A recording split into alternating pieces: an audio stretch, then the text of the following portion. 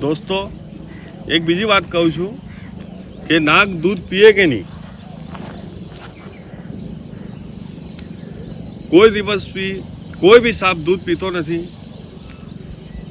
एનું कारण है कि सापने कैल्शियम हजम थतुं नहीं, विटामिन डी हजम करी सकतो नहीं, केम के एना शरीर में हड्डी होती नहीं।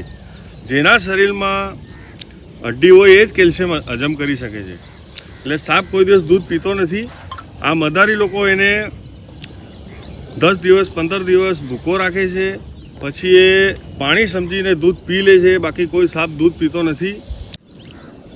કોઈ બી સાપ માંસાહારી હોય છે એ શિકાર કરીને એનું પેટ ભરે છે અને ઉંદર હોય મેંઢક હોય જે જમીન પર રેંગતા હોય એ જાનવરને ખાય છે। બાકી કોઈ દૂધ પીતો નથી।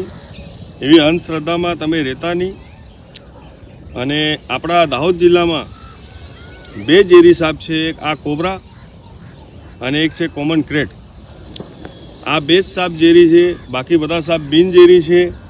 એમ તો આપણા ગુજરાતના 4 ઝેરી સાપ છે, આમાંના આપણા દાહોદ જિલ્લામાં 2 જ જોવા મળે છે।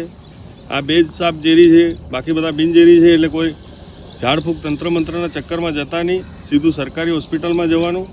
કેમ કે ઝેરી સાપ કરડે તો પછી તંત્ર મંત્રવાળા બી કહી દેશે કે તમે લેટ પડી ગયા, બરાબર।